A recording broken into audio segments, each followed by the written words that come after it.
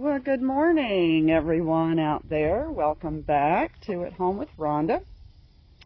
I have to first of all say I am so sorry. I have been away for quite a few days. We had the Father's Day weekend like everybody else, and we had some family here. My son and daughter-in-law and two granddaughters were here to help us celebrate Father's Day, and it was wonderful. But I just took some time and put the phone down and just enjoyed the grandgirls a little bit while they were here and just had some downtime. So anyway, welcome back. As you know, in the mornings I do my little walk around, and it's kind of my quiet time during the day. My dogs are usually in the background. Let me turn you around. This is Penny.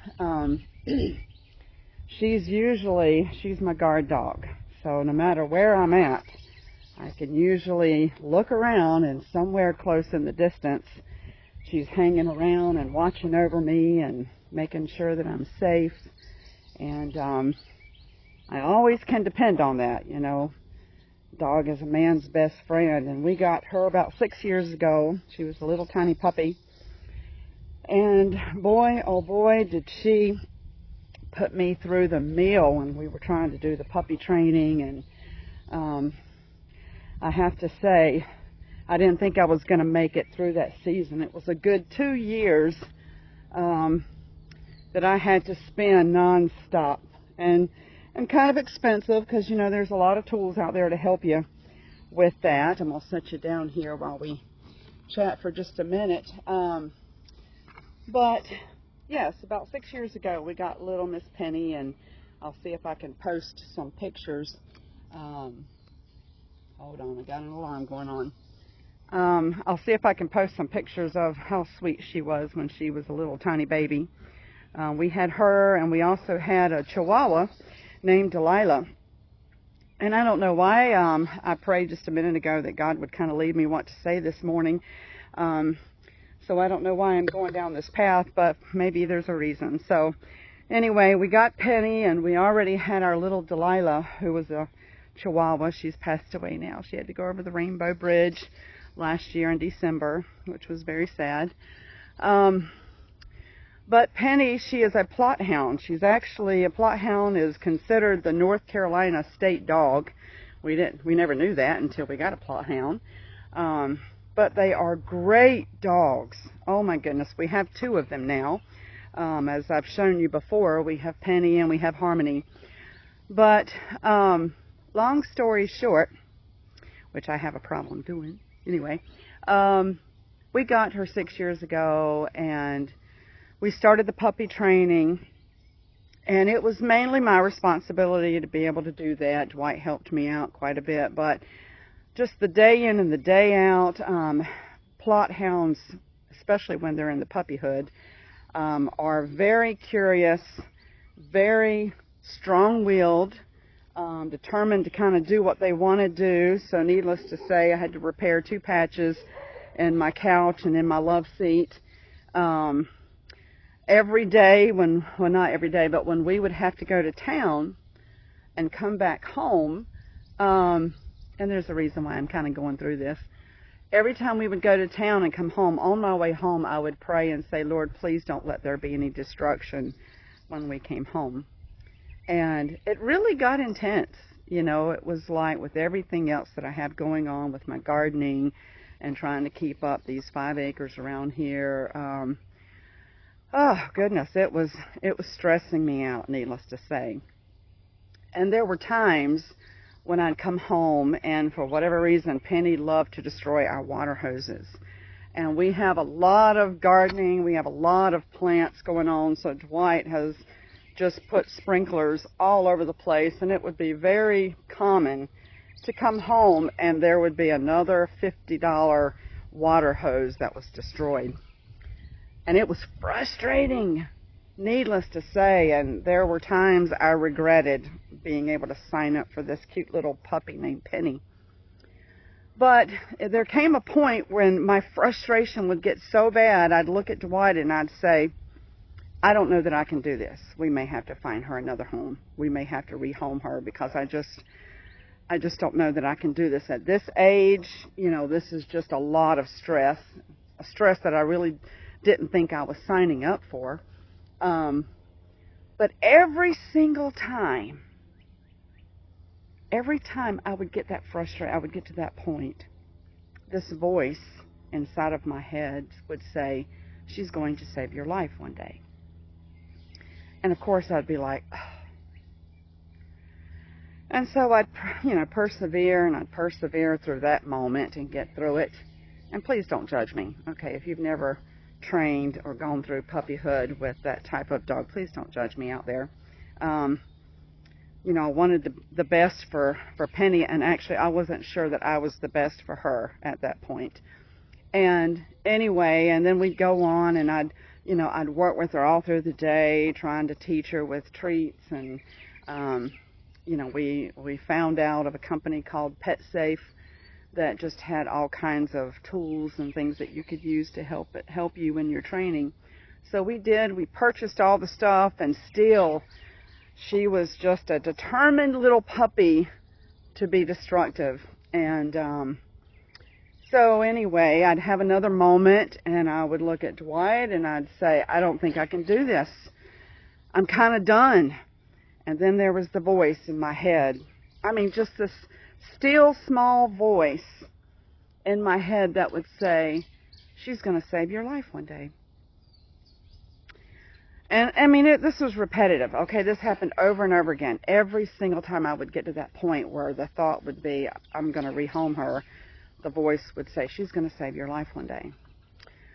And so I just kind of, we worked through it, and now, oh my gosh, she is worth every bit of the work that I had to put into helping her to be the trained, sweet, obedient dog that she is today. And yes, the memory back then, I wish it was better. And she hasn't had to save my life. There's only been maybe one instance where we had an encounter with another dog, pit bull, I think it was. And but we haven't had that life-saving event, and I hope we never do. But anyway, she is my guard dog. She's always around. I can turn you around here. Let me see here. You can see them in the distance. There she is. She's always, there's Harmony. She is always, and it makes me feel, I know my Heavenly Father is always watching over us. And, but that doesn't mean that sometimes, though He's watching over us, there's times that He still will allow us to have to go through some hardship, some frustration. There's times that He knows that we just need to put our heels down. We just need to persevere through whatever circumstances that we're going through. And it's hard work. Some of you out there, you're going through some pretty tough times right now. And I get it. I understand. It seems that it's easier to give up. It would seem that you could just say, I just want to wash my hands of this circumstance. And that's not what God's calling you to do. He's saying, hold on. There's a reason. That reason of Penny saving my life, maybe it sounds selfish, but in that moment when I was just didn't know where to turn, that God was reminding me, I brought Penny into your life for a reason. Embrace that. Persevere. Do the work now, and it will pay off in the end. And so sometimes we want our Heavenly Father to just rush right in and reverse everything that's happening. We want Him to rush right in, and we want Him just to, get rid of those negative circumstances. And we don't understand when He doesn't. I've been there. friend, I have been there so many times. I just wanted Jesus to come in and rescue me. I wanted him to, turn my circumstances around. And though he eventually did, I had a part to play in that. He was asking me to trust him. He was asking me to seek him. He was asking me to work and to do hard things. And, I think about a statement that I heard from the guy who plays Jesus on The Chosen. What is his name? Sorry, it escapes me right now. But in one of the episodes, he's talking to his disciples, because he plays the role of Jesus. And he says, are you ready to do hard things? That's my question to you today. Are you ready to do some hard things? If you're ready, Jesus is ready to help you conquer those things. If you trust him, if you take one foot and you put it in front of the other, he's not asking you to conquer it today. We've talked about that before. But he's saying just put one foot in front of the other. The Bible says the steps of a righteous man are ordered by the Lord. There's another one that says man plans his way, but God orders his footsteps. So all he's asking you to do is to put one foot in front of the other and let him guide your every step. Let him help you, give you the grace that you need, the strength that you need. But what he doesn't want you to do is to give up. As a Christian, as a Christ follower, we are not quitters. We're not. We are going to finish the task. We are finishers. Press on towards the mark. We're going to press on. My husband loves that verse. And it was so funny when my children were young. That was kind of a common thing that he would say when we were doing hard things. Whether it was, taking a bike ride that ended up being a 10-mile ride, for my young children. He'd be, press on toward the mark. Or, if we were on a very long trip from, say, New York to North Carolina, and the kids were like, oh, are we there yet? Press on, we're pressing on. That was one of his scriptures that he would use in our family. And I treasure that now because it is true. Sometimes, walking is easy. And we're just going through the motions. Sometimes walking in life feels like you're pressing.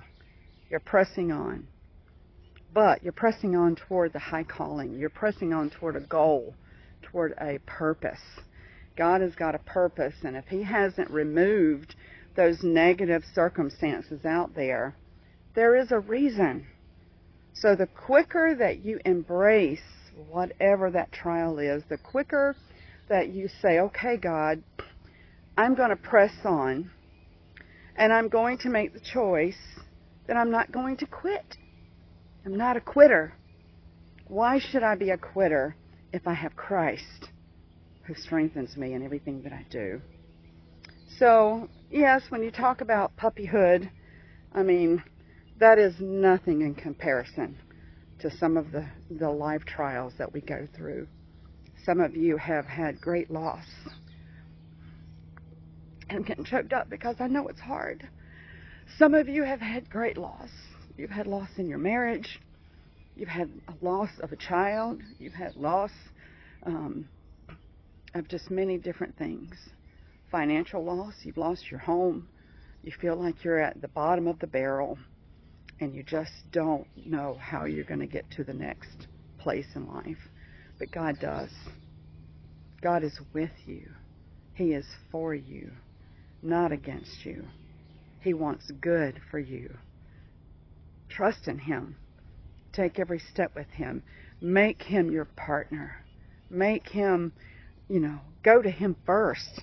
Why is it as humans, we always want to go to God when things are a disaster?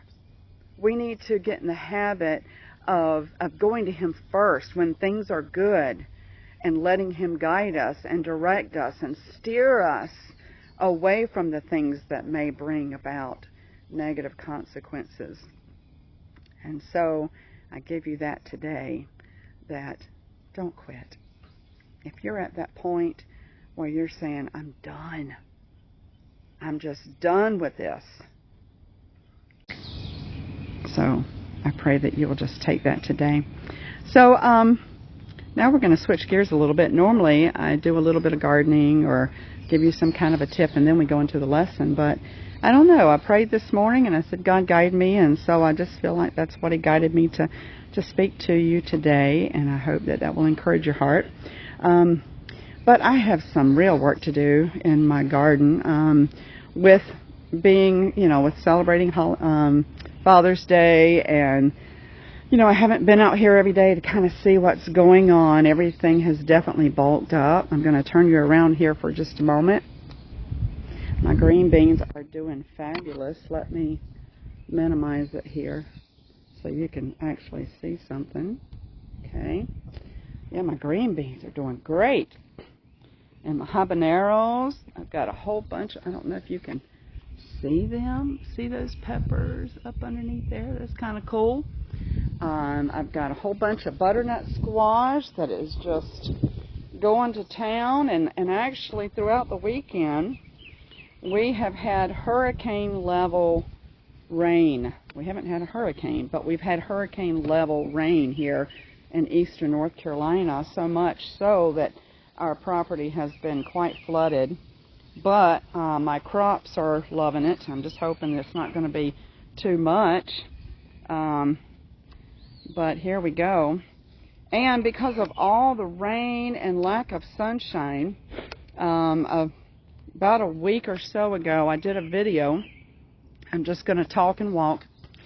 I did a video of part 1 of how to take an herb and make it into a spice. And I told you at the time that I was going to harvest, and you guys watched me harvest all of my oregano over here. And then I was going to do a part 2. Well, unfortunately, I tried to naturally dry all of that oregano, but you just can't do it when you don't have, you can't dry it naturally if you don't have sunshine and heat. And so with all the cloud cover, I pretty much am going to have to trash that batch because it just never actually got dried and crunchy. So what I'm going to do today, I'm going to turn the phone off, but then I'm going to harvest some more oregano and maybe some basil. I've got some basil that I can harvest. And then I'm going to put it in my dehydrator, and I will show you that process. That is the secondary way that I can dry some herbs. So we're going to try that. It looks like it's going to be a sunny day today, but I want to go ahead and get that part 2 video sent out. So we're going to see if we can do that, okay? So I'm going to turn the phone off for now, and I'm going to harvest some of my herbs out here, and then I'll be back. Take care. Hey again, welcome back.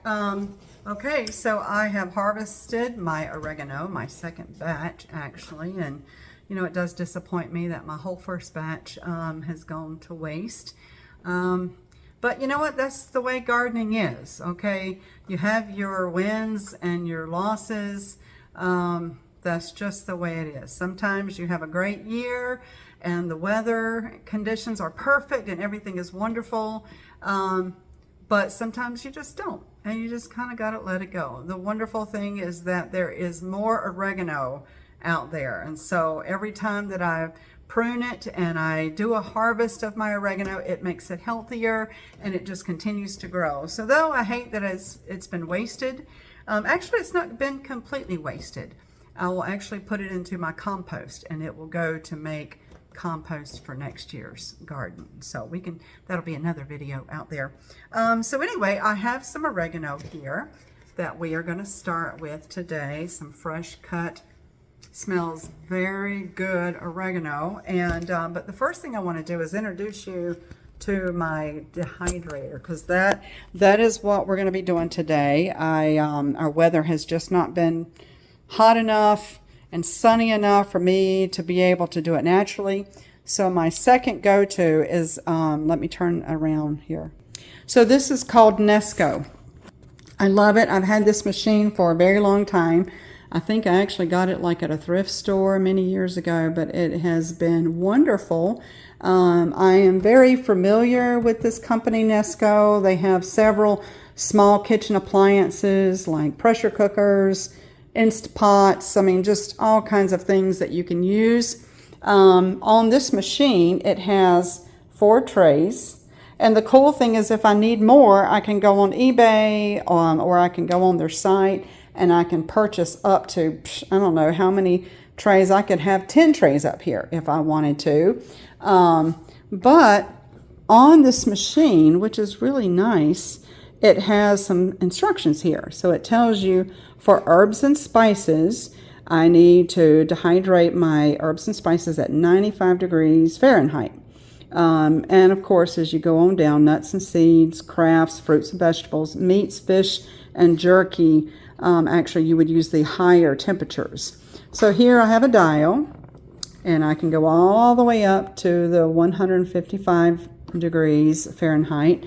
But today I'm going to stay at this 95 degrees. So the goal is to not, I hate to say the word cook, but to process it low and slow. And one thing that is very, very important, excuse my hand here, one thing that is very important is that you want to cook it long enough, but you don't want to over-process. Over-processed herbs are not going to be very potent. They're not going to be very flavorful.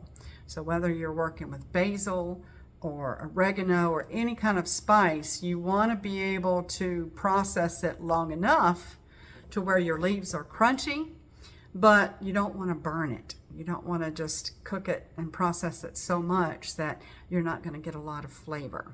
So to do that, I will actually start it for about 4 hours. I know that with 4 trays, it's gonna at least take 4 hours, and then I'll check it.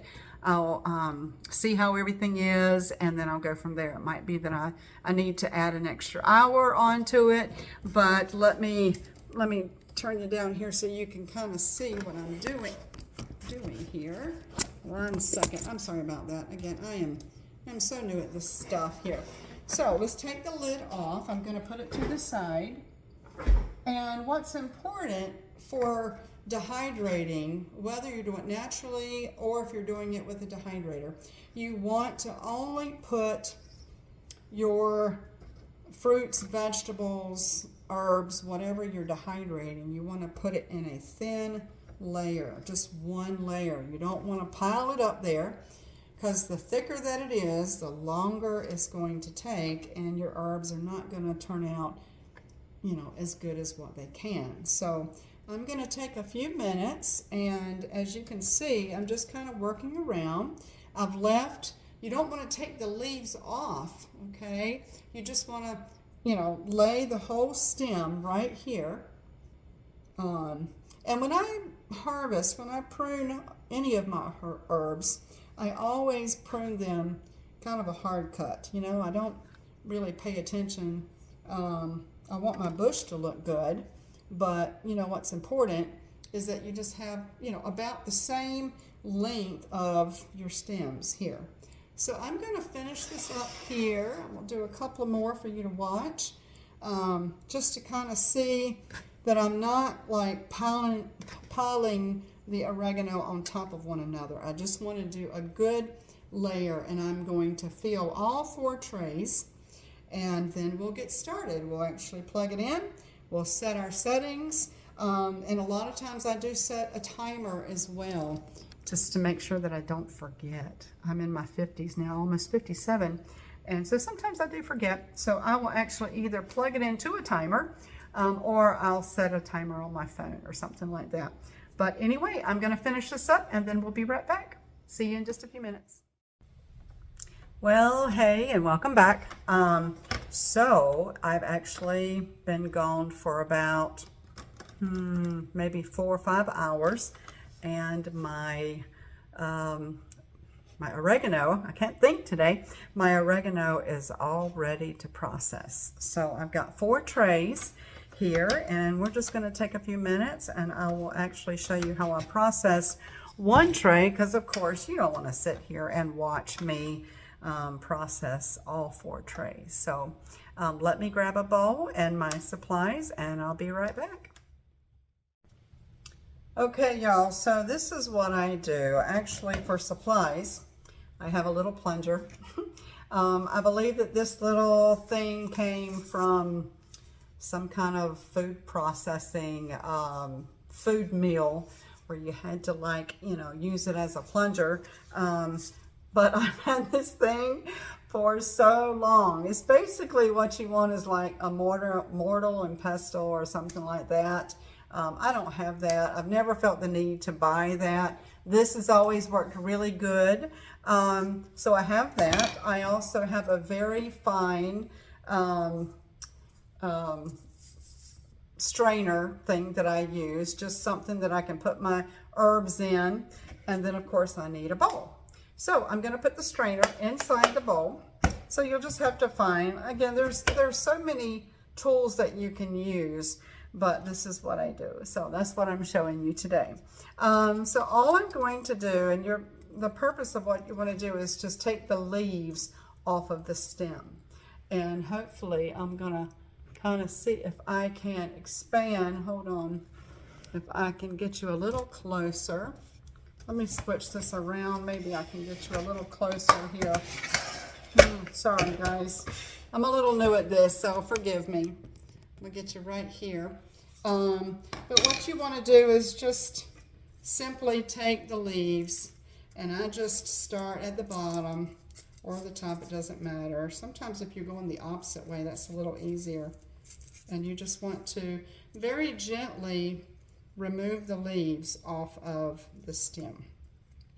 Now, even though these are pretty much done, there may be a few that is still a little green. And you'll know that they're a little green because they're not just crumbling off of the stem. And that's okay, just whatever you're left with, we'll finish it. You see how easy that is? I mean, you can just kind of twist your fingers around it and it just comes right off. So let's keep this going here. And again, I'm just going to completely go through each one until I have all of the leaves removed from the stem. Like that. And we'll do a couple more. And if you want to, just like I said, you can either twist your fingers like that, or I like to just hold the stem and very gently just run my fingers down the stem until all the leaves come off. So we'll do one more. Let's find a good one here. Let's see what we got here. So again, this is what it looks like. You don't want to cook it so much until it's completely brown. You want to cook it or dehydrate it just enough until the leaves are crunchy, because the more you cook it, the more that it's going to lose the potency of the flavor. So I'm going to take a few minutes here and I'm going to finish this batch and I'll be back. Okay, so I actually have processed 2 trays of oregano, and what I have discovered is that the bottom 2 trays is not quite ready. And I will say, first of all, that if you are drying herbs, if you try to dry a tray until every single leaf is crispy, you're going to overdo the batch. And so I would say, let me show you a little bundle. So this is kind of what is left. This is after I have harvested most of the oregano. So as you can see, there are some leaves that are still there, and the reason being is because not all of it is going to be done. If I were to dry it long enough to where every single leaf is done, then it would be overdone for the majority. So I try not to do that. I'd rather sacrifice a few leaves and have more of a potent flavor than trying to make sure that I harvest or process every single leaf. But what I'm going to do is, since my bottom 2 trays, which was further away from the heating element, I am going to put that back on in just a few minutes and let it process a little bit more. But what we can do is I can show you what I've gotten so far. So the next step is to look through what you have harvested in your little sieve here, is to see if there's any little sticks, any stems in here that you might want to take out. Because in the process of twisting and pulling on those leaves, sometimes you might get a little stem in there or two. I try not to do that, but anyway, so I would say take a minute and just, yep, like right there, there's a little stem. I really don't want the stems in my spice. I want it to be pure. And so let me take just a few seconds. I think I am done. But then the next step, let me put you down here. The next thing that I'm going to do is get my little plunger, and I'm simply going to just stir it around. And so what that does is it's going to break down my dried leaves. And oh my goodness, I wish you could smell the aroma that's coming as I am crushing those leaves. That oregano flavor and this aroma is, oh, it just smells so good. So I'm just going to continue on, and I'm going to keep going in a circular motion. Not pressing too hard, that's not necessary. But I'm just going to keep kind of going round and round until I can turn all of these leaves into more of a spice like that. That's what I'm looking for. That is actually what is going to go in my spice container that I will use with cooking. So I'm going to keep working with this, and I will be back in just a few minutes. I'm sorry to take so many breaks, but sometimes you just have to do that. I'll be back. All right, y'all, I am almost done. I'm actually down to only this much. And actually the majority that's in here are some oregano leaves that aren't quite dry enough. So they're giving me a little bit of a hard time. So I'm just going to, again, let me show you.